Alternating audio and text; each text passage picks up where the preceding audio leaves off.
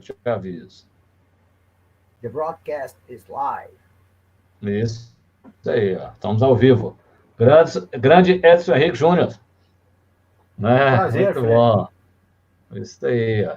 Fazer o nosso bate-papo, o nosso Leader Talks número 4, liderança situacional, mitos e verdades, né? Nós temos hoje aqui o prazer, a honra de ter o Edson conosco, né? Um amigo, né? Já de quantos anos, Edson? Tem mais de 20 anos que eu te conheço, não tem? Tem mais de 20, Fred. É. Nós não tínhamos nem entradas e nem cabelos brancos. Não. É. E dá-lhe entrada agora, né, Fred?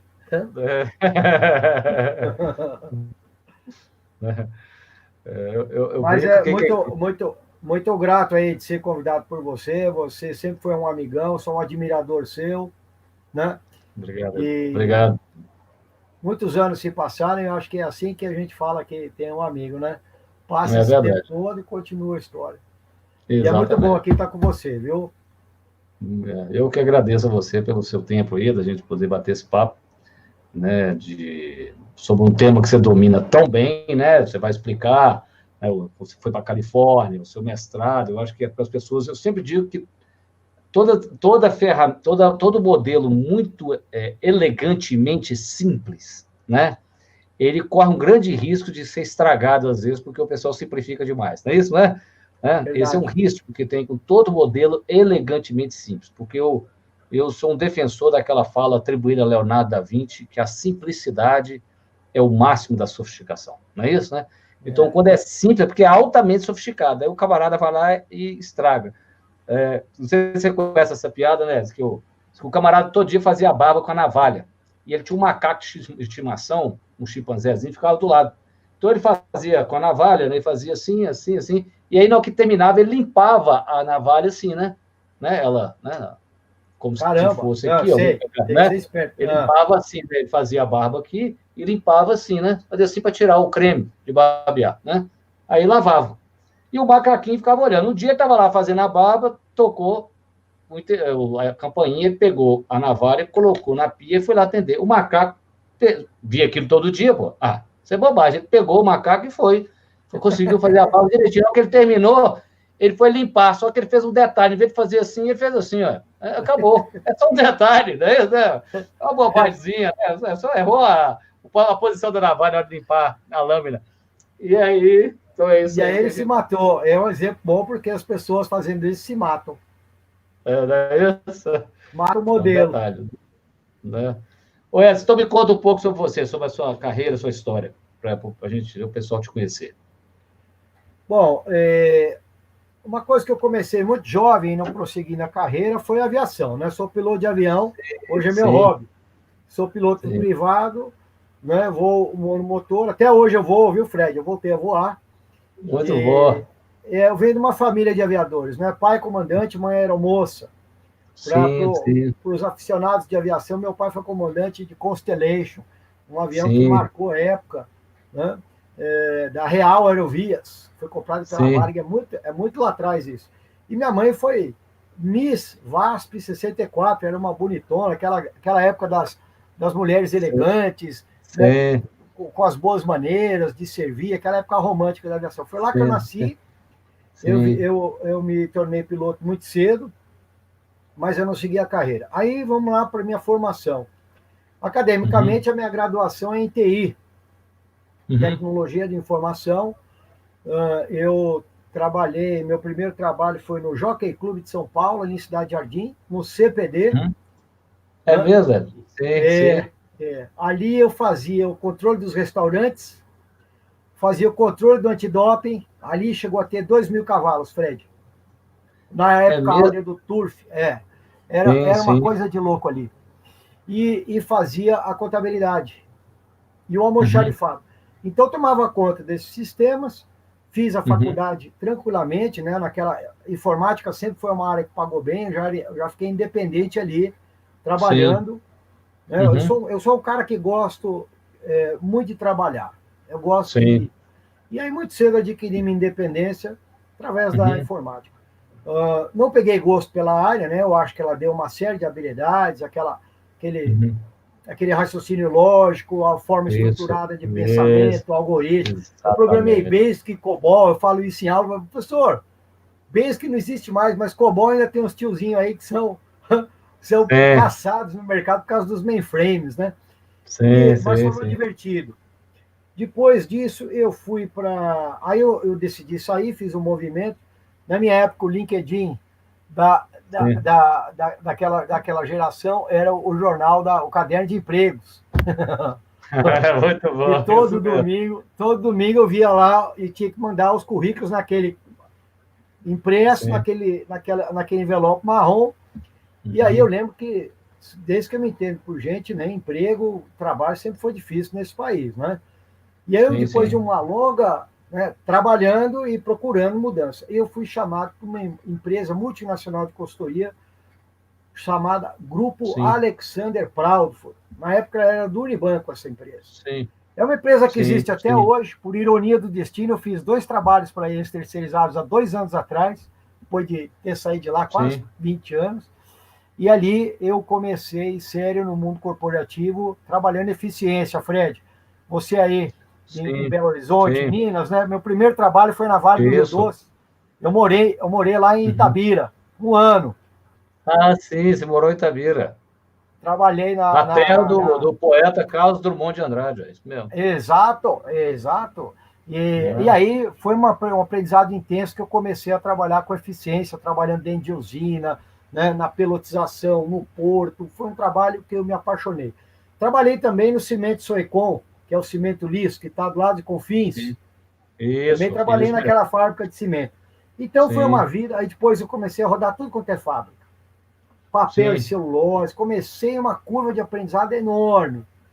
E aí... Trabalhando em eficiência, eficiência, produtividade e qualidade. Era a época da qualidade total, o Six Sigma de hoje. Isso. Né? E fazia auditoria de sistemas. Eu sempre gostei de trabalhar, aquele trabalho clássico de consultoria que leva o trabalho à noite para o hotel, vara à noite, chega no dia seguinte, faz tudo num espaço curto de tempo, com muita eficiência. Isso é um atributo de vantagem na empresa da contratação, da consultoria, por aí vai. Eu fiquei fascinado por isso.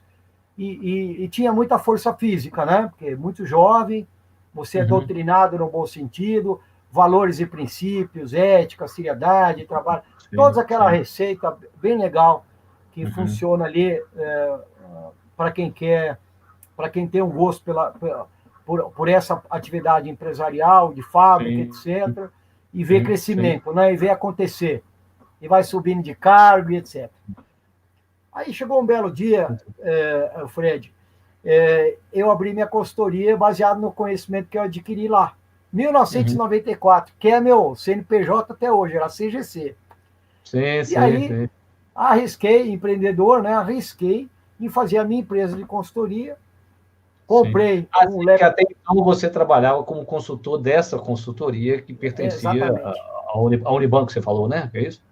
O Unibanco era dono e ela era... aí eu saí, pedi as contas, falei, vou fazer a minha. Fazendo a mesma coisa que eu aprendi na consultoria, com 29 anos de idade. Aí eu contratei um headhunter para me passar o menu e marcava reuniões com o presidente de empresa, eu com 29 anos de idade. Comprei um laptop, um Compaq 486SX, com tela colorida. O PowerPoint era com disquete, eram 6 ou 7 disquetes para carregar o PowerPoint. $400 custava o PowerPoint, nem existia pirata ainda.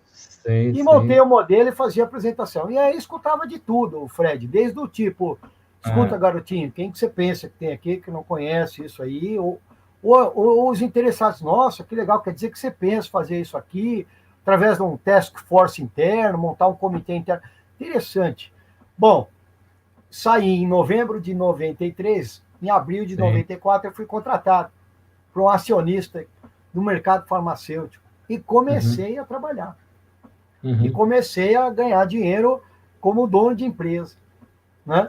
E aí, meu negócio expandiu, eu abri outras empresas em Bauru, porque um parceiro meu era de Bauru e conhecia os presidentes de empresa, a gente conseguia marcar a reunião. E o meu negócio expandiu. E aí, nessa expansão... Para o pessoal do YouTube entender aqui, né, que nos segue, que o difícil é marcar com quem tem o poder para comprar, não é isso? Esse é que é o difícil. Exatamente. Mas com um cara de 29 anos de idade, eu falo, o que esse garoto vai fazer aqui? Exatamente. Você vê hoje em dia... o tempo do cara que tem poder para comprar, né? Para determinar a compra, né? Exatamente. Não tinha nada de Shark Tank, startup, não era uma palavra, não era uma denominação. Isso aí é um curioso, vamos tirar esse menininho daqui. Agora, você vê a força da juventude, a gente vê hoje, né, o Fred? Verdade. O que tem de empreendedor jovem aí, porque tem a liberdade. Na nossa época, o sonho do empreendedor era ser gerente de uma multinacional, era pegar um programa de trainee, esse era o nosso sonho. Hoje em dia, se você perguntar isso para os jovens, ele vai falar, o que é isso? Deixa eu empreender, deixa eu fazer, etc. Não estou desmerecendo a carreira corporativa. Existem coisas maravilhosas para ser feita. Agora, a liberdade do indivíduo hoje é muito mais simples, né? Bom, dentro disso, Fred, quando eu comecei a concorrer em mais projetos, eles viam meu currículo e falavam, só tem o Mackenzie, né? E já começava a se falar em MBA naquela época, no nível de seleção que eu estava. Só que os MBAs eram todos fora, não existia MBA no Brasil. Simplesmente não existia. E aí eu falei, cara, se eu não fizer um MBA fora, eu não vou ter futuro na minha profissão. Então, o que eu fiz? Eu contratei uma consultora de cursos internacionais para fazer uma pesquisa para mim. Falar, escuta, eu quero ter qualidade de ensino, não vou pagar grife de escola, né? Não tenho dinheiro para pagar Yale e Harvard, agora eu quero uma escola certificada, top 10, o tuition mais baixo, e ela fez essa pesquisa, né? Estava começando a internet, ela fez a pesquisa por relacionamento, e aí ela me vem com a San Diego State University, que é a minha escola-mãe. E aí ela falou, e o que tinha de diferente essa consultora é que ela entendia a sua vida. Como ela viu que eu tenho uma vida que eu era muito focada no trabalho, falou assim, eu posso te mandar para San Diego, que você não vai para a praia surfar, você vai para a aula. Porque ela entendia o estágio profissional. Eu fui sempre um cara muito amadurecido profissionalmente. E aí eu fui para San Diego State, fiz mestrado sobre empreendedorismo. Com quantos anos? Quantos anos eu cheguei lá com 32, Fred. 32. Eu tinha uma carga legal de trabalho, né? Para fazer as analogias, os estudos de caso, uma vontade enorme, uma energia no topo e uma escola com um modelo agressivíssimo. A San Diego State University era top 10 em Business Plan, Entrepreneurship, tinha uma incubadora de negócios dentro da escola, vendia business, vendia consulting para a comunidade local e a mão de obra era o aluno, o professor era o líder do projeto. Então, você aprendia em loco, você aprendia na prática. Em loco. Aí o que acontece? Trabalhei na prefeitura de San Diego, trabalhei na Brinks, trabalhei com o Michael Porter. É mesmo? Eu fui vice-presidente do DA. Eu era full-time student, né? Uma coisa que tem que se falar é o seguinte, quando eu fiz aquele cálculo, entendeu? Quanto eu preciso de dinheiro, que eu vou financiar. Eu só estudei, Fred. Eu não era aquela coisa, vou trabalhar. Isso é uma outra lição. Não dá para fazer os dois, no tipo de concentração que eu fiz. Então, eu ficava na faculdade. Eu tinha aula e também passava o dia inteiro estudando. Então, fui vice-presidente do meu DA, diretório acadêmico. E o diretório acadêmico, ele tinha uma parceria com a prefeitura de San Diego. Lembra da Enron, que falsificou o balanço? Foi lá que surgiu forte a governança e os boards. Eu fiz o curso de governança. Esse diretório, ele defendia alunos exercendo business com muita ética. Então, Michael Porter tinha um trabalho em parceria, porque ele estava desenvolvendo um livro que ele fez de Inner City Development. Ele estava desenvolvendo, ele estava pegando o conceito dele de vantagem competitiva, cadeia de valor, e levando para as cidades. E colocando nas cidades. E aí eu tive um projeto, eu conheci ele. Tive 2 reuniões, mas a gente teve uma interação. O Michael Porter, para a nossa área, foi um mito, né? Verdade. E aí, dentro dessa atividade muito, muito, muito empreendedora, junto com a academia, eu fiquei apaixonado por esse lado científico, e aí que eu entrei na liderança, Fred. Por quê? Porque quando eu fui fazer a minha tese de mestrado, o que eu percebi? A minha cadeira inteira de empreendedorismo era fortíssima. Forte. Tive aula com Lawrence Gitman, que é o autor do best-seller de Managerial Finance, né? Ele era fortíssimo em finanças, valuation, market. Eu tive gestão estratégica e tecnologia e inovação. Nós estamos falando de 98, 99. Valuation, negociar equity, fortíssima nesse estado. Aí eu falei, eu preciso de gente. Quer dizer, eu falei, as necessidades da escola também. E eu vi que liderança e comportamento era uma cadeira pequena. E o Ken Blanchard estava baseado em San Diego. Eu sempre fui um curioso de administração, eu conhecia Blanchard por leitura.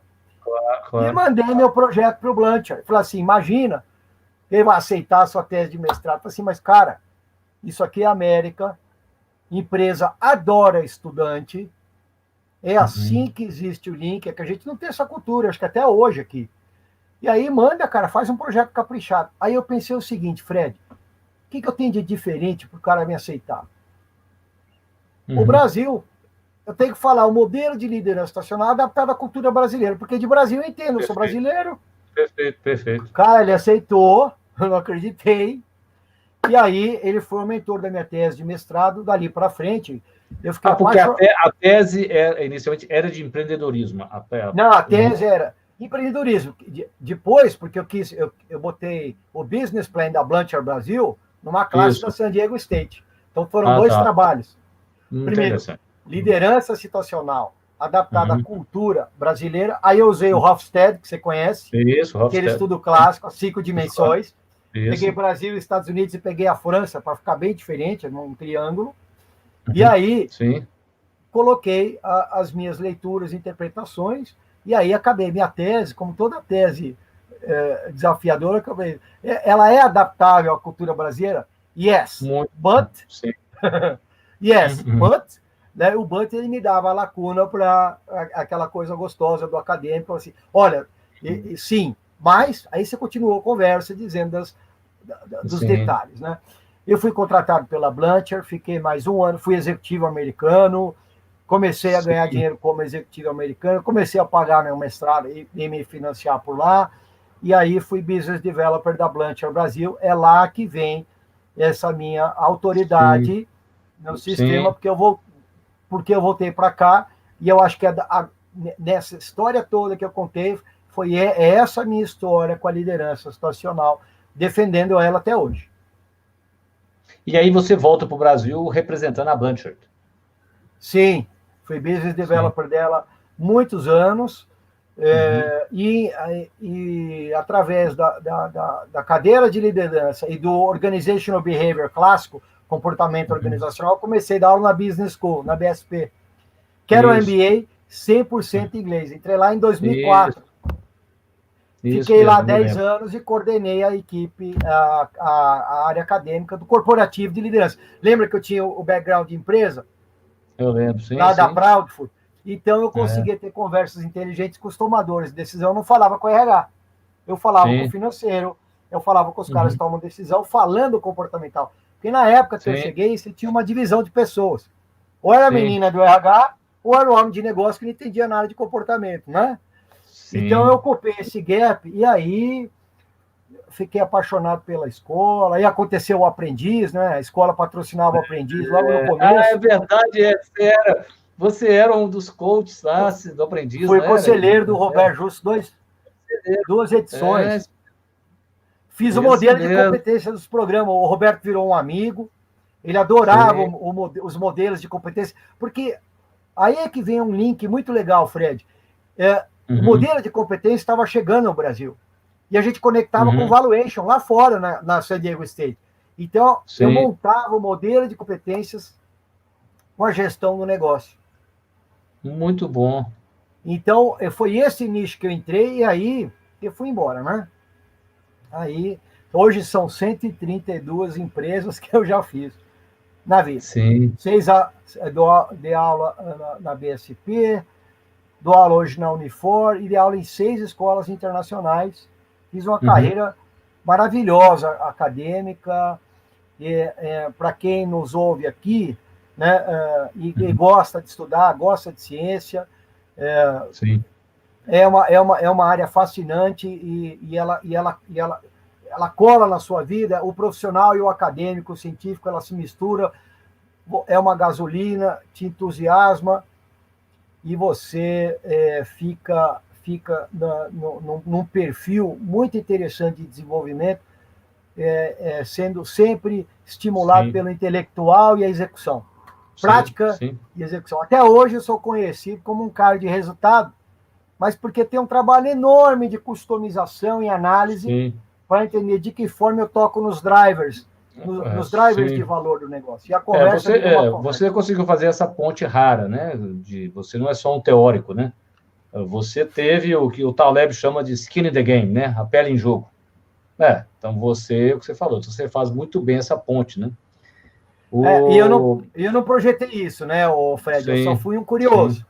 Por isso que eu falo que você é um intelectual também, você é um homem de ciência. Sim, você vê o quanto é fascinante estudar, a curiosidade é tudo, né? É verdade. E aí nós vivemos uma época muito impressionante que tudo que você quiser estudar tem disponível, né? Basta a vontade, né?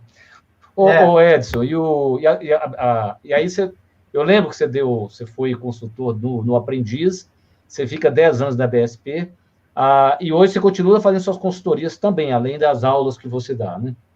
Continuo na BSP ainda, né? O Executive MBA deles ainda é 100% em inglês, eu ainda dou aula lá.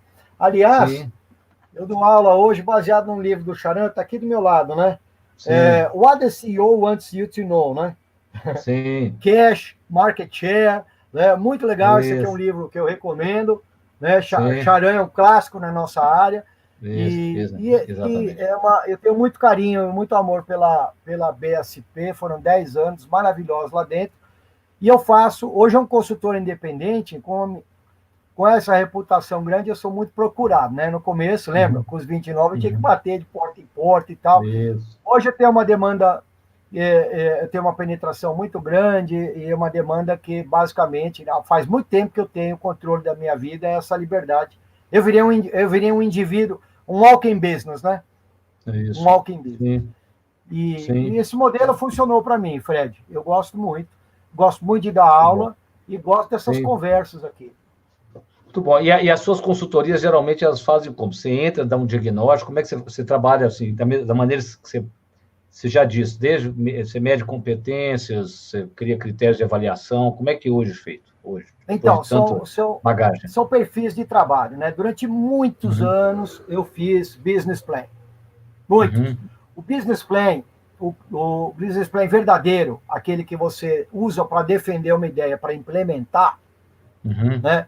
Ele consome uma carga enorme de análise, de pesquisa.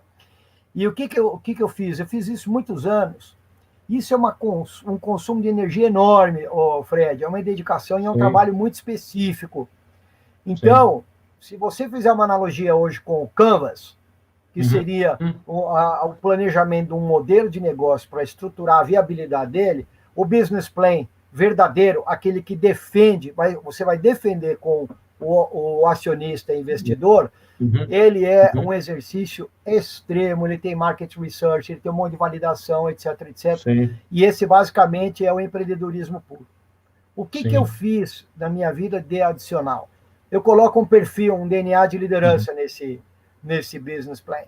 E esse DNA, ele é ancorado no modelo de competências que sustenta o modelo de negócio. E aí a gente começa a valorizar intangível, através das pessoas e da forma pela qual a empresa tem um DNA, tem um perfil. Se a gente fizer uma tradução do que é isso hoje, por esse movimento que a gente tem de startups, simplesmente, se você estudar aquele de Kesman, né, o abismo, que ela começa a subir e depois ela cai, o que faz a ponte para ultrapassar ela para o outro round é o seguinte: ela tem que ter a personalidade da liderança e gestão para ela superar o obstáculo no dia a dia, depois que ela recebeu a injeção inicial. Então, como é que isso funciona? Aí você tem um número, sabe? As startups que recebem um round, 2, 3 rounds e caem. Por quê? Porque não tem esse DNA de liderança estabelecido que coloca por trás. Aí o que chega na história? O Smart Capital. O que é o Smart Capital? Além de investimento, ele precisa herdar do acionista investidor o expertise necessário para ele pilotar um pouco o avião para passar para o céu de brigadeiro. Que, aliás, isso é que muitas pessoas, se você vê a história de todos os grandes, né? Você vai pegar o Steve Jobs, tinha aquele camarada que era, não sei, ex-Atari, não é? Que, não sei, tinha o Steve Wozniak. Aquele outro que inclusive depois participa do conselho, manda ele embora junto com o Sculley, né? Tinha lá um mentor dele, tinha um mentor. É isso que você falou, porque o mais brilhante que seja aquele jovem, ele nunca tocou uma empresa na vida, ele vai ter que ter alguém que o oriente, né?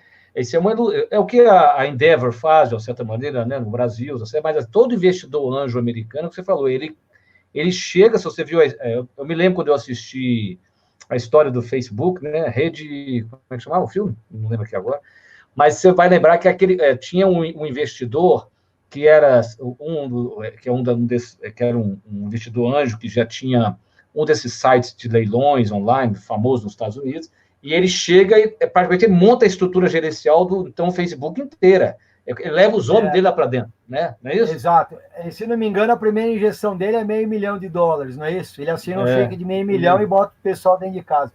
Então, é mais ou menos isso. Agora, lá atrás, eu montava o business plan com esse... Qual é a formulação desse Lego? Ele já vinha no pacote do business plan, lá atrás, quando eu estudei lá na San Diego State. Então, como é que foi para mim montar programas de desenvolvimento organizacional? Se eu tirar esse aparato do valuation, montava os modelos de competências com uma customização absurda. Por quê?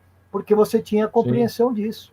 Eu fiz empresas, eu fiquei 6 anos na Axo Nobel, treinei 800 líderes, do primeiro nível, lá embaixo até a vice-presidência. Por quê? Por causa do modelo de competências. E aí, o que eu usava para o diálogo? Liderança situacional. Liderança situacional é a ferramenta de comunicação para executar o que lá atrás foi planejado.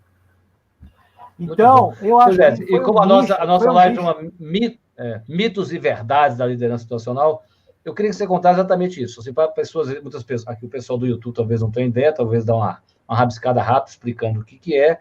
E na sua carreira de décadas, né, agora, né, você já tem mais de uma década, ou mais do que 3 isso. 3 décadas, 31 anos. 3 décadas, 3 décadas de liderança situacional.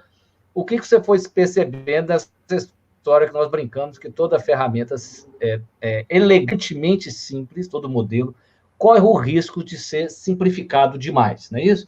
Você contar, né, como você percebe isso. Então, a primeira coisa é o seguinte, em qualquer modelo, vamos falar do business plan, depois da execução para usar a liderança situacional. Qualquer negócio, ele precisa de comunicação. Sem comunicação é oxigênio. Tirou oxigênio da nossa conversa aqui, acabou a live. Né? Das nossas vidas, a gente não respira. Comunicação é tudo, Fred. E a gestão do relacionamento interpessoal, líder-liderado, ela é baseada na execução de tarefas.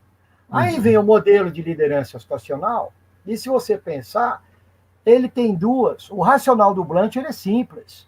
Ele tem o perfil do líder e o grau de maturidade do liderado. Quantas e quantas vezes eu faço um teste, pesquisa aí na internet o que tem de liderança. Você só encontra conteúdos de liderança falando do líder e dos atributos do líder. Exato. O líder é isso, o líder é aquilo. Liderança situacional é o único modelo que considera o liderado. Se você é líder, você vai fazer... O líder precisa do quê? De liderado. Então, essa sacada dele, quando ele fala dessa conexão que é importante na comunicação, ele parte do princípio que o liderado tem que executar uma tarefa. E que o líder é corresponsável pela realização. E quem vai definir o estilo de liderança do líder é o liderado no desenvolvimento da tarefa, tarefa a tarefa. Então, verdades e mitos, primeiro, quem aprende liderança situacional sem ter o acesso da Blunt, etc., o que acontece? Ela coloca que o indivíduo ele é classificado, porque os níveis de tarefa são 1, 2, 3, 4.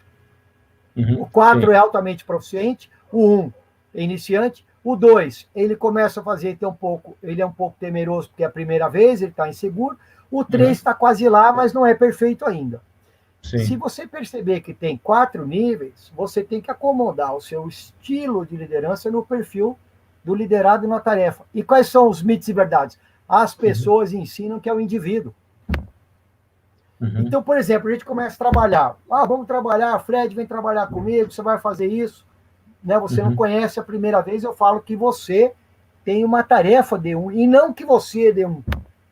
Porque o meu Entendi. papel é de conduzi-lo de 1 para 4 na tarefa. Na tarefa.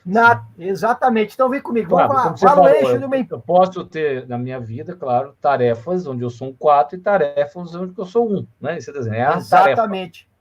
Exatamente. Aí o que as pessoas ensinam é o Fred. Aí você iniciou na empresa, falou assim, não chama o Fred para esse projeto que ele é D1. Acabei de matar você, Fred.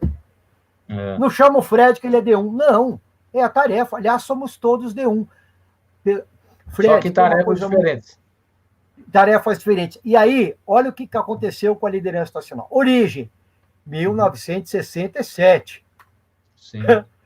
No clássico Management of Organizational Behavior, ele e Paul Hersey. Né? Sim, sim. E aí, o que acontece, Fred? O que mais tem hoje, por exemplo, numa empresa? Tarefa 1, é inovação. A todo momento, né? Ou seja, a todo momento você é D1. Por causa da natureza, da velocidade de aceleração, da criação de novos modelos a todo momento. Perfeito, então, eu não posso chegar, o Fred é D1, mas claro que ele é D1, ele acabou de inventar esse negócio, ele tem que aprender. Isso mesmo. E aí, você quer saber uma experiência recente que eu tive, que aí dialoga um pouco aqui com a realidade do pessoal. Vamos falar um pouquinho de metodologias ágeis. Isso, muito bom. Scrum, isso, né? Isso. LN, 8, 9, 10 metodologias ágeis. O que acontece? Na maioria delas, vamos falar do Scrum. Você tem o quê? Você tem o ciclo de aceleração de um processo, você tem as funções, e aí você roda o spin. O que é o spin? Vamos rodar um ciclo todo, fazer um MVP, rodar e ver o quanto ele está próximo ou distante da nossa versão final e acelerar a curva de aprendizado.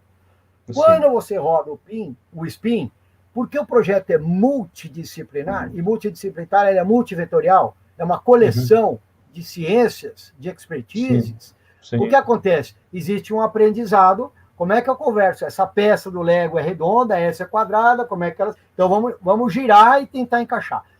Nesse movimento de descoberta, para entender como é que funciona próximo do objetivo, cai o que no chão? Tarefa D1. Então, a tarefa D1 precisa ter dono. E aí, qual é o erro clássico? Eles querem colocar um especialista na tarefa D1, e na verdade não é. É a liderança situacional, tendo o papel do líder como facilitador para acrescentar, para acelerar a sua curva de 1 para 4. Então, o que aterriza aí? Eu fiz essa analogia.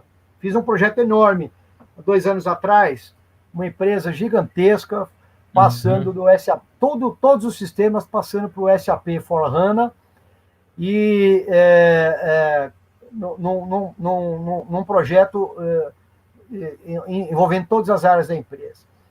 Quando nós tínhamos várias consultorias lá, Accenture, uma empresa de consultoria que acelerava o processo da Accenture, e eu entrei para fazer o comportamental. O que acontece? Sim. Quando você roda o Spin, era conectado com Power BI, era um negócio massivo, empresa de 5 bi de faturamento, 2.500 funcionários, 4 fábricas, e com tudo rodando. Então, quando você roda o Spin, eu fiz uma observação. Vamos pensar que essas atividades que caem é uma bolinha de gude. Então, a gente enche um saquinho de bolinha de gude a cada spin que você roda.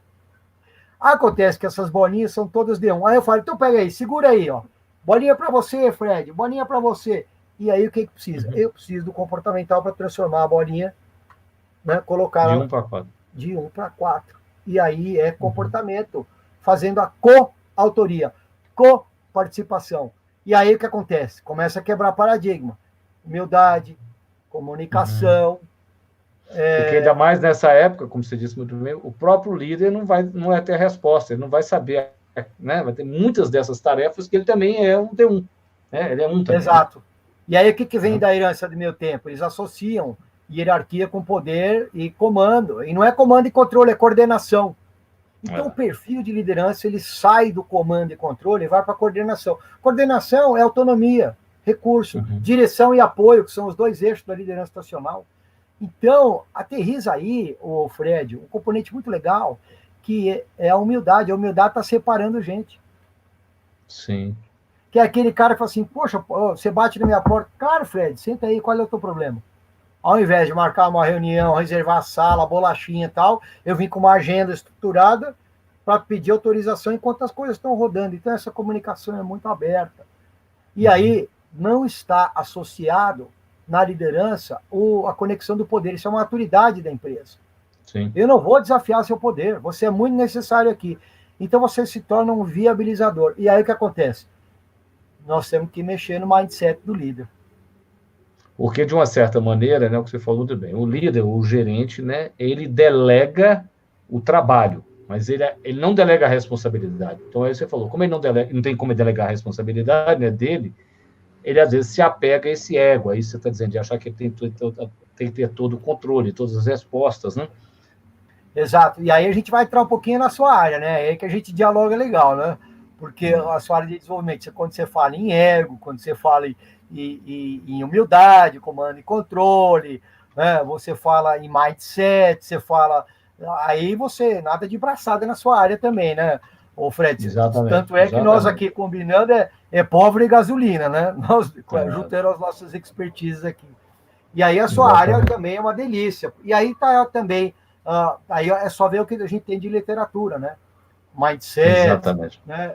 A inteligência emocional, por aí vai. Então, é muito legal essa área, porque começa na liderança. Não é que começa, quer dizer, a liderança estacional provoca isso. Provoca isso.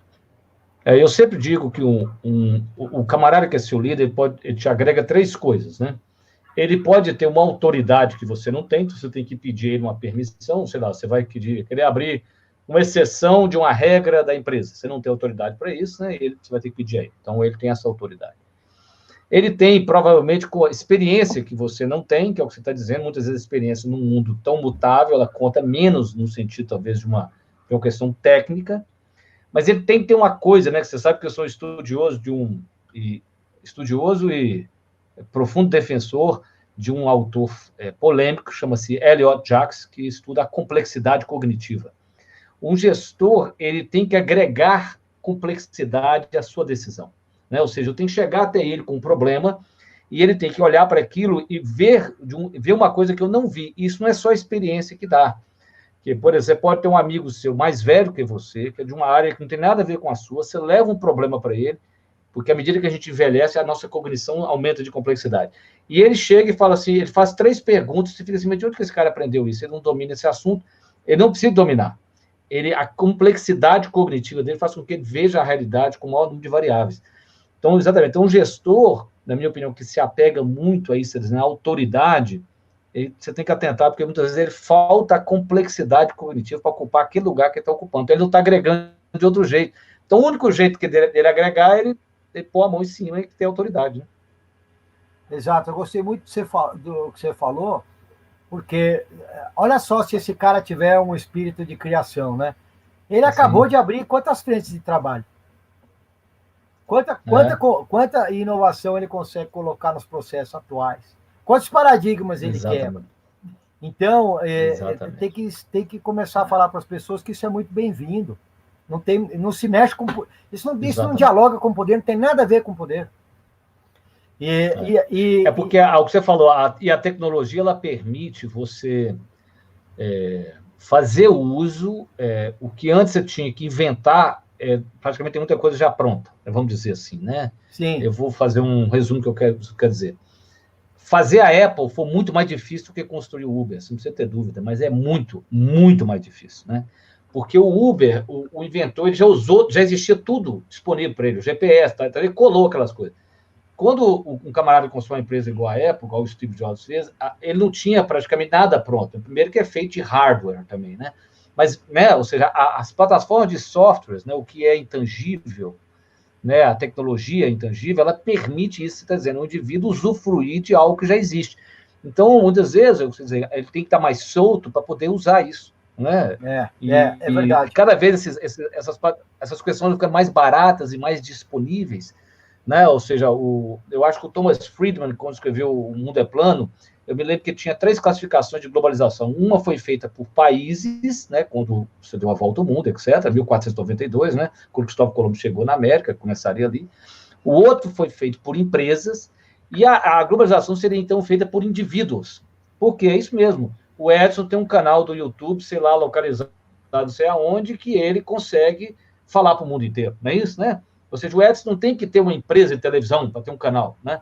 Então, isso vai mudar muito. Vocês falaram, esse indivíduo, ele tem acesso, cara, a um poderio, vamos dizer assim, criativo, que não está muito além do que a gente imaginava 20 anos atrás. Né? Eu gosto muito eu gosto muito de conversar com você, Fred, porque você, além de um estudioso, você tem esse lado médico, você tem esse lado do entendimento mais biológico da história, né? E quando você cita esses exemplos, você começou com o Steve Jobs, aquele case, o estudo de caso da criação do iPod, é exatamente isso. Ele via aquele negócio e não sabia o que ele ia fazer, mas ele a comprou. E quando ele estabelece aquela meta para vir o iPod, eu quero o Thanksgiving, foi um lead time de 9 meses para criar o artefato que não existia. E ele só colocava energia e patrocinava. Então, o que vem aí também? Vem uma nova forma de fazer team building, que o pessoal até hoje faz confusão com o que é team building, né? Confundindo com arvorismo e não sei o que. Isso é integração. Não, eu não tô tirando sarro, porque eu adoro essas atividades, mas sem integração... Desculpa, o riso é meu, eu sei. Não, vou fazer team building, é legal, nós temos que ser bom colega, eu tenho que gostar de você para trabalhar com você, você é um cara legal, né? É coleguismo, mas o team building, quando você botou essa complexidade para dialogar com todo mundo, esse é o team building. Por que eu confio no Fred? Por que ele está indo para um lado que eu não faço a menor ideia do que esse maluco está pensando, mas I trust, eu confio. Como é que eu crio essa confiança mútua? Por que eu sei que vai dar certo? E por que se eu falar para ele, Fred, não vai dar para ir embora hoje para casa, avisa sua mulher, pode chamar pizza. Por que você vai varar a noite comigo trabalhando? Isso é. Então tem esse modelo de team alignment e team building, alinhamento de time, que é com propósito compartilhado, porque a gente sabe que a gente vai chegar, porque está nos fascinando na exploração para descobrir que é inovação pura. Agora, é muito suor, é o que você falou. É um suor violento. E aí você encontra equipes brilhantes e também os motivos das coisas darem certo ou errado. 100% pelo fator comportamental. Humildade sempre presente, né? Claro. Humildade sempre presente. E é uma coisa que o Steve Jobs não tinha. Né? Você falou, né? A gente não sabe... ou seja, eu sou um leitor de Taleb, né? Então, a lógica do cisne negro, iludido pelo acaso, né? A nossa última live eu fiz com o Rubens, um amigo meu também, foi executivo, falando sobre viés decisórios, né? O trabalho do Kahneman, né? Do Taylor, né? Que ganhou o Nobel também, né? Com o Nudge. Exatamente isso, ou seja, nós somos vítimas a todo momento das nossas interpretações da realidade, nossos vieses, né? Então, e num mundo que muda tanto, na verdade, a chance é maior ainda. Então, ser lido, a incerteza é maior, ela sempre existiu, mas eu diria que ela é pior, porque como tudo é mais rápido e mais interconectado, né, a chance de algo dar certo ou errado é maior também. Então, o que você falou, você tem algo...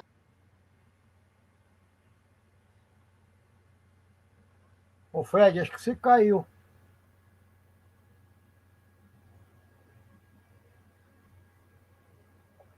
Voltou. Porque caiu a plataforma. O que nós temos que ter diante disso é a humildade, né? A gente tem que ter humildade, porque a gente não sabe prever exatamente, não sei o que você falou. Você alinha as relações, o comportamento, seja um comportamento, com isso aumenta a resiliência ou a antifragilidade, para lidar com essas incertezas nesse mundo tão incerto e que requer tanta inovação, né? E isso aí, a inovação passa pela confiança. Se não confiar, como você vai inovar se você não confia no outro? Exato. Né? Exato. Outro aprendizado também legal, o Fred, que você traz aí no seu conteúdo é o seguinte, né? Qual é o problema de não acertar a primeira vez ou trabalhar com as curvas de aprendizado? Qual é o problema de não dar certo? Exatamente. Quer dizer, o nome disso é learning. Não precisa ser o senhor das respostas. E aí, a gente vê de vez em quando as empresas com a dificuldade em saber aprender, né? Em apreciar a tentativa e o erro. Claro, tudo calculado, etc., mas você aprende mais com as suas tentativas, né? Porque e o que você falou, então, você que é aviador sabe melhor que eu, né? Para isso que tem simulador, né?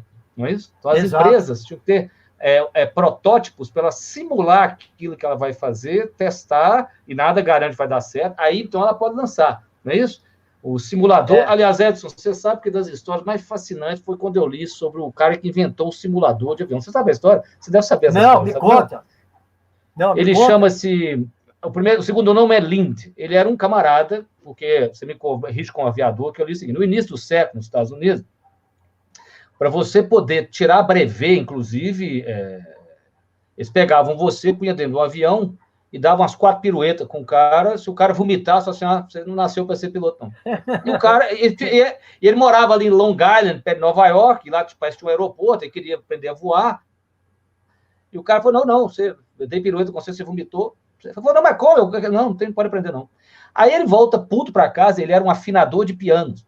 Depois eu te mando a foto, eu tenho ela. Ele cria, Edson, um simulador, existe no museu nos Estados Unidos, e ali ele pratica, ele vai praticando o simulador e ele consegue aprender a voar. E é assim que nasce o simulador de voo. Olha, ou seja, legal. De um cara que não foi permitido a ele voar porque ele passava mal, assim, essas coisas esdrúxulas, né? Muito legal. Então, assim, ele não tinha o talento, etc. Então ele volta para casa, inventa o simulador, pratica até ficar bom no simulador dele. Depois eu te mando, um aviãozinho de madeira, né, com os manches, tudo, que ele afinava e construía pianos, então você vê que ele fazia muito bem as engrenagens, e foi assim que nasce, para que ele possa praticar, né, e conseguir tirar o brevet dele. Eu te mando. Muito legal, muito legal. E a prototipação, hoje em dia, né? Tudo tem prototipação. Agora, softwares avançadíssimos com modelos, né? Com um modelo matemático internalizado, fazendo N projeções, né? Tanto é que a gente fica surpreendido com a impressora 3D e por aí vai, né? Então, essa coisa vai muito longe. Agora, o que tem por trás é o fator humano, né? A revolução não é tecnológica, é humana, né, Fred? Sabe, sim, eu costumo dizer que você vai concordar comigo, que a grande questão da tecnologia é ela ser adotada, né? Vou dar um exemplo simples. Quem anda no aeroporto sabe disso. Mesmo com o leitor de código de barra da passagem, fica uma mocinha ali, porque as pessoas ainda não habituaram, não vão passar, erram. Então, a tecnologia existe. Agora, você vai ter que as pessoas vão ter que adotarem, e isso passa o que você falou, pela abertura humana de aprender. E como aprender tira a gente da zona de conforto, né? A gente tem que ter uma nova postura, né? E eu digo, né, a minha geração e a sua e tal, eu tive um pensamento com a tecnologia, eu lembro que era assim, na minha época eu chamava um cara para lá em casa para tirar, você não, porque você é da área de TI, você já sofreu mesmo. Mas o meu pai me deu um VIC Commodore, quando eu tinha 10 anos de idade, mas na minha cidade, no interior lá de Minas, só eu tinha um computador, então eu não tive com quem não tinha uma tribo. Talvez eu até figurasse, né, me interessasse mais pelo assunto. Mas eu lembro que eu já com meus 20, 18 anos, o camarada ia lá em casa para tirar o vírus, para arrumar o computador. Então, um dia eu falei com ele, senhor, tudo que você fizer vir aqui fazer, você vai me ensinar. Porque não tinha cabimento, eu esperava, aparecer lá em casa, punha aqueles disquetes, tirava o vírus. E aí, assim, essa é a minha postura com a tecnologia. Eu falo assim, que eu me faço um esforço para sair da minha zona de conforto. Eu falo assim, não, eu vou aprender isso. Né? Então a pessoa pensa, como é que eu mantenho meu cérebro vivo? Eu falo assim, aprende a mexer em tecnologia, tudo, WhatsApp, então, você vai aprender. Porque é isso, você tem que sair da zona de conforto. Eu falo assim, não, eu vou aprender, porque senão você se aquieta, né? Você fica fechado, né? Porque isso te incomoda, né? Você tem que sair do seu padrão, né? E eu acho que tem uma coisa muito legal também nesse movimento, que é o seguinte, e daí que eu não aprendi, e daí que eu não consegui ainda, você vê isso com leveza, né? Porque a gente também tem a pilha executiva, que se eu não faço e executo, eu não sou, não. vê com leveza e estamos aprendendo, etc. De novo, humildade. Então, acho que a gente, e essa época de pandemia está mostrando isso, aumentando a nossa percepção e sensibilidade para esses aspectos humanos, de o quanto é gostoso e fascinante ser humano, né? De admitir falhas, de tentar, né? De também fazer uma reflexão. Acho que esse é um grande momento de reflexão, né, Fred? Aceleração que o mundo vinha imprimindo. Edson, a minha geração, nós não passamos por um evento mundial. Esse é um evento mundial. É verdade. Né? Esse é um evento com impactos políticos, sociais, né? Científicos, né? Um desafio para a ciência. Hoje mesmo a vacina de Oxford, né? Deu para trás aí, né? Deu para trás. Brinco. O pessoal perguntava para mim, qual vacina você vai tomar? Eu falei, eu vou tomar o que a rainha tomar, né? É isso, porque ela não é à toa que ela está bem com a qualidade. Eu tenho certeza que ela ia tomar de Oxford. Já não vai ser, ó, já deu para trás a de Oxford. Então, o desafio para a ciência, né? Para o leigo compreender como é que a ciência é uma coisa delicada para ser feita, né? É muito difícil, né? Que a linguagem da ciência é uma linguagem exatamente para ir contra os seus vieses, né? A hipótese nula é o quê? Eu desenho, você vê o que é a ciência mesmo. Eu tenho uma hipótese, então eu desenho um experimento para desafiar a minha hipótese, para provar que eu estou errado. Assim porque isso aqui né? Isso aqui é popperiano, né? Karl Popper dizia o seguinte: você não pode dizer que não existe cisnes negros. Você pode dizer o seguinte: eu nunca vi um cisne negro. Porque se você dizer que só tem cisne branco, apareceu negro, sua hipótese de cisne branco vai para o lixo. Exatamente. Né? Então, a hipótese nula é isso. Então, a ciência é uma coisa completamente contra a nossa natureza, que você for de certeza, né? Ou seja, a ciência, quem faz ciência tem que ter em si o princípio da humildade, né? Que aquilo que você pensa vai ser completamente derrubado. Né? Exatamente. Então, o mundo passa por isso. Eu acho que a gente vive um momento muito único, né? Eu acho que eu fico até, de uma certa maneira, feliz de estar aqui, de ter vivido um evento de impacto mundial que permite a gente discutir temas diversos, né? Eu acho que esse momento é sem precedentes, lógico, e eu acho que as pessoas têm que prestar atenção nesse lado humano. Né? Porque no final do dia, o que está acontecendo aqui? A gente está feliz de dois amigos antigos se encontrar. Exatamente. Não coisa mais humana que isso. Pô, que legal que eu te vi depois de tanto tempo e que a gente está junto aqui. Não tem coisa mais humana que isso. Nós estamos curtindo um encontro de amigos. E, aliás, várias vezes nós nos encontramos lá no Shopping Morumbi. Não foi isso? Lá no Shopping Morumbi. Não foi? Várias vezes nós nos encontramos lá naquele restaurante lá embaixo. O Almanara, né? Almanara, isso mesmo. Almanara, isso mesmo, Almanara. Isso aí. Mas então, por acaso tem o conhecimento, né, Fred? Porque você tem uma carreira brilhante, né? A gente construiu também. Agora, tem um fator humano aqui, que legal te ver, Fred. Vamos fazer uma live, vamos fazer uma... Como é que você está, meu amigo? Então, muito legal isso. Agora, é incrível esse momento mesmo do planeta. Incrível. Eu brinco que só Raul que previu. Só Raul Seixas. O dia que a Terra parou. O dia que a Terra parou. Né? Ele tomou um ácido, ele deve ter tomado um ácido, né? E deu uma viagem, assim, e se a Terra parasse? Né? A Terra parou. Exatamente. Aliás, né, tem muita verdade atemporal, né? O Blanchard fala isso. Realidades atemporais. A gente está vivendo um mundo de realidade. A gente, para conviver na mudança, nós temos que ancorar em realidade atemporal para ter um ponto de decisão. Senão a gente não consegue. Isso é verdade. Isso.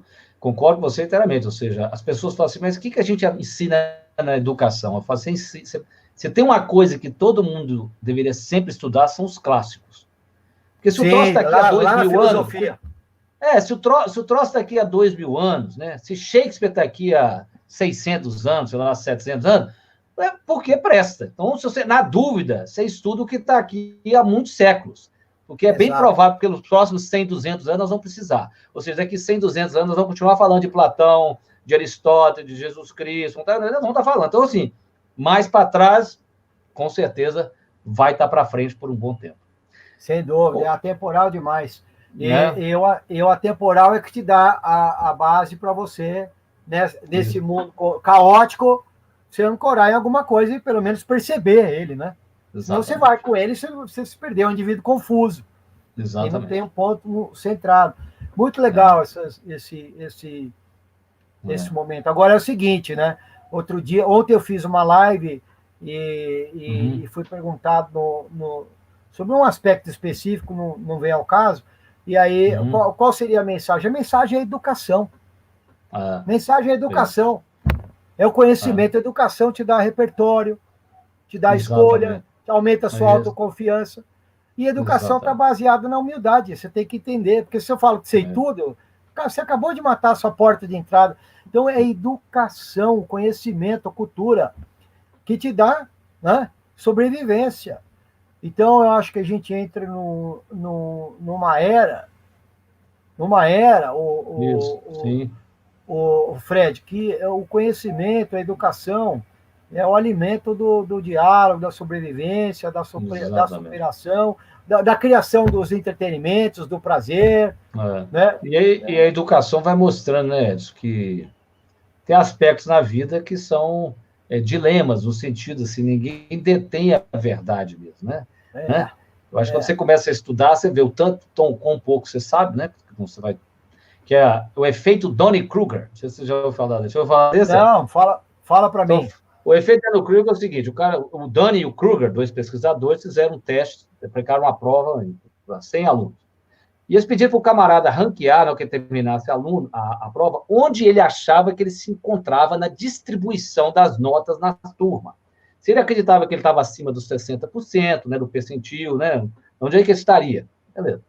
O que eles descobriram? Que o top, as notas mais altas, ou seja, o percentil 90, né, para o pessoal entender aqui, que é de cada 10 pessoas, em 100 só tinha 10 que tiraram a nota maior do que esse, né? Esse é um percentil 90. Esse pessoal se ranqueava para baixo, abaixo do que a nota que eles tiravam. Né? Eles não sabiam a nota, né? Supunham, eu falo assim, não, eu estou no meio dos 70% aqui, 70%. O cara que tirava o 10% pior, lá embaixo, ele se ranqueava lá acima dos 60%. Isso diz o seguinte: o cara que menos sabe acha que sabe mais que todo mundo, e aquele que sabe mais, ele geralmente acha que ele sabe menos. Mas isso tem um outro efeito curioso, porque tem isso que você falou, porque ele é mais humilde, que ele sabe que o tanto de coisa que ele não sabe, né? O lá de 10% não sabe disso. É que esse cara que sabe mais, ele acha que se ele falar para o outro lá, o outro vai entender, porque ele acha que o cara está ranqueado igual a ele. Não. Ele tem uma dificuldade de compreender também, por outro lado, que da mesma maneira que essa humildade dele, vai ser o outro também tem. Se ele está falando que sabe, é porque sabe. Não, ele nem sabe o que ele sabe, na verdade. Exatamente. Outro, né? E aí, então, isso cria esse vácuo que você está lá. Então, a educação te mostra isso. Quão pouco você sabe, porque você tem que ser humilde. Né? Exato. Eu gosto muito dessas reflexões, Fred, porque tudo dá para transformar no trabalho organizacional. E esses aprendizados que a gente está falando aqui são aprendizados profundos para as organizações. Exatamente. Mais do que metodologia ágil, etc. Fazer acontecer. Tem esse fator de inteligência, de convivência com a descoberta, com a investigação, com a educação. Isso. Essa convivência é uma disciplina que tem que ser desenvolvida nas empresas. Na verdade, né, consultores com tempo de estrada, igual você tem, eu acho muito importante, porque tem muitas coisas que eu brinco, é reinvenção da roda, só mudou o título, o nome. Você brinca e fala assim, isso há 20 anos chamava teoria tal. E é verdade, né? Então, quando você vê uma pessoa com mais tempo, ela fala assim, nós testamos isso, deu errado aqui. Então, a fragilidade desse modelo é isso. Nós testamos aqui. O camarada não tem que reinventar a roda, senão ele reinventa a roda, não é isso? É verdade. Fica reinventando a roda. É verdade. E esse convívio, se você tiver uma atmosfera que esse convívio, com esse tipo de diálogo que desafia, que preserva, que respeita, é ele que monta a resposta hoje em dia. É ele que monta a resposta. E aí a gente vê esse mundo acelerado mesmo. Agora, uma outra coisa que aparece rapidinho nessa conversa é o seguinte, né? E aí surgem as trupes, né? Que são as comunidades, né? Você começa a ter pessoas que entendem isso, tem pessoas que não entendem, você começa a separar. Você começa a criar ilhas de conhecimento, né? E isso também é outra coisa que a gente tem que pensar, né?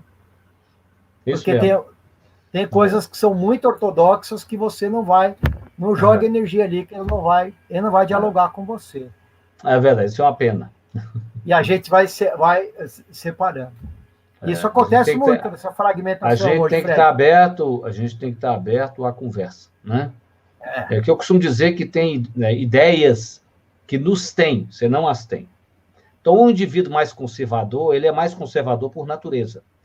Porque o conservadorismo, por exemplo, o indivíduo ser mais de direita ou mais de esquerda, falando em política, isso tem a ver com o traço de personalidade dele, que do ponto de vista do temperamento, ele nasce com ele. Então, é como se a ideia, ela te tem. Então, o que te resta é ser capaz de ouvir a outra ideia, que seja oposta à sua, de um coração aberto, mesmo que você não concorde, você não está disposto a convencer o outro, nem o outro te convencer, vocês vão trocar figurinha. Exato. Isso que é a arte da política, né? A pessoa que acha política é safadeza, uma política é exatamente isso, porque tem temas na existência que são verdades da mesma categoria, de uma mesma ordem de importância e equivalentes. Aí como é que você resolve aquilo? Você dialogando, né? Aí, vamos, assim, o Estado entra ou não entra na economia? Quando entra? Porque mesmo o país liberal, na bolha de 2008, entrou, né? Ali, entrou, não é isso? Agora, o Trump imprimiu 2,5 trilhões de dólares. Entrou de novo, pô, né? Claro. Exato. Mas qual o limite disso? Então, esse diálogo tem que ser feito sempre. Né? Eu gosto muito de Edgar Morin, nos operadores cognitivos. A gente está falando dos antagônicos complementares. Os dois têm que dialogar. Exatamente. Não é nem A nem B, ele tem que dialogar. E isso é um exercício para muita gente, viu, Fred? Difícil. Eu concordo. Edgar Morin, esse mesmo, está mais 90 aí, está firme. Tá super firme. Trabalhei muitos anos com o psiquiatra Humberto Mariotti, professor da Business School. Fizemos muitos projetos juntos. Ele é amigo pessoal de Edgar Morin. Sim. E eu aprendi muito com ele, aprendi muito o pensamento complexo. Eu utilizo um pedaço só, o Fred, dependendo da empresa, porque você tem que esperar o grupo criar um tipo de maturidade para você evoluir. Sim. Pois isso pode ser então nós temos dois assuntos para voltar a bater papo. Um é da complexidade, isso é um assunto que eu faço questão que a gente volte a conversar. E o outro, eu quero que você vai contar a sua história, né? A história sua, que é, né, do seu trabalho voluntário que você faz, né? Na questão na área da saúde. Transplantes, na área da saúde. E esse é um que eu quero levar para a live que eu faço nas 3 plataformas, que eu acho que o público todo tem que ouvir isso, né? Se você me permitir. Pode, é um prazer. Eu acho legal você tocar nesse assunto, porque a gente que vai ficando, né, vai evoluindo a atividade, a gente gosta muito de ter atividade pro bono, né, voluntária, devolver para a terra. Nós fomos abençoados, cara, nós tivemos acesso à educação de altíssimo nível, qualidade, grandes empresas, grandes líderes. Nós temos que devolver, né? E eu faço parte de grupos, faço parte do Conselho Consultivo dos Pacientes da Albert Einstein, participo na Associação Brasileira de Transplantes, de transplante de órgãos, faço parte, integrei agora, fui eleito conselheiro esse mês, do grupo do Invoz, Coronel Osiris Silva, com 89 anos, trabalhando ainda, né, o cofundador da Embraer. Então, eu acho muito legal falar desse lado também, né, que é importante, o quão prazer é gostoso fazer uma atividade voluntária para devolver para a terra o que ela te deu. Muito bom. E aí eu adoro quando você toca nisso, porque saúde, eu tenho uma história bonita, eu fico muito feliz de poder devolver para a terra aquilo que a terra me deu. Acho que a gente tem que fazer isso durante a nossa existência. Só para o pessoal ficar já preparado para esse assunto, você fez um transplante de fígado, não é isso, Edson? Tem quanto tempo você fez? Fez 5 anos. Eu tive no dia 31 de dezembro de 2014 para 2005, dia do Réveillon, eu li um diagnóstico de 14 hepatocarcinomas no fígado, me dando 2 meses de vida. Então, essa foi minha história. Eu comecei a fazer quimioterapia em janeiro, entrei dia 7 no hospital, saí dia 11 com a quimioterapia feita para reduzir, para me dar sobrevida, e inscrito na fila dos transplantes. 20 dias depois, apareceu um doador compatível, eu estou aqui. vivo, fez já 5 anos. Então, essa é a minha história de saúde. É por isso que eu... Aliás, eu dou aula na saúde, né? Eu fui correndo para a saúde, o Fred. Liderança situacional. Vou esperar o Fred voltar aí.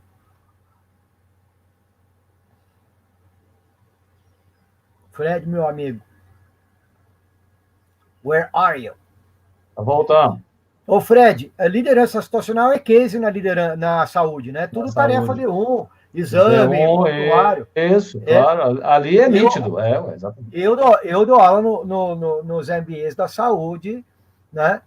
Com liderança situacional como carro-chefe. Então, essa é uma história, né? Que marcou a minha vida. Estou muito feliz, estou super saudável, recuperei minha vida toda. Muito bom, amigo. E maior prazer falar sobre isso, que a gente fala de superação. Então vamos marcar. A nossa próxima será isso, sobre superação, é uma história dessa, essa sua história inspiradora. Que é mesmo, né? Você me conheceu muito então, saudável. Edson, que já era cheio de conhecimento, eu diria que eu conheço, né? Ele, depois disso, é claro, ele ficou sábio, né? Exatamente. Né? Isso aí. Né? Eu tive que aplicar tudo que eu aprendi, né? Para segurar aqui na tela. Você teve que ter sua sabedoria, né? Porque então, o sábio não é aquele que sabe, o sábio é aquele que aplica. Skin in the game, não é isso? A pele no jogo. Skin in the game, né? A pele no jogo. Amigo, então tá bom. Então muito obrigado pela essa conversa, foi espetacular. Nós vamos fazer outras, eu quero fazer essa sobre a saúde, nós vamos conversar sobre isso, né? Para você contar a sua experiência. E gostaria muito da gente poder falar também sobre a complexidade no dia, tá bom? Vamos fazer. Eu fiz uma. Tem um link, depois eu te passo. Logo que não é sobre política e nem sobre o ministro que eu quero falar. O ministro Reich, quando assumiu o Ministério da Saúde, ele deu um discurso técnico. Sim. Ele declarou inteira a teoria de Edgar Morin quando ele fala que tem que fazer teste em cima do VUCA. Eu gravei esse negócio, recortei e fiz uma aula sobre antagônicos, complementares e VUCA. Eu vou passar o link, você dá uma olhada. Me manda. Totalmente aplicável. E eu vou te passar eu vou te passar o do simulador, a história. Adorei. Muito interessante. Adorei. Tá? Se eu não me engano, é no livro O Código do Talento, do Dan Coyle. É lá que ele conta essa história. Tenho quase certeza que é lá. Amigo, então tá bom. Muito obrigado. Fred, adorei te ver. Obrigado, cara. Tá, esses são vários papos que nós vamos fazer, você sabe disso. Adorei a nossa conversa. Valeu, amigão. Abraço. Tchau. Tchau. Abraço. Falou.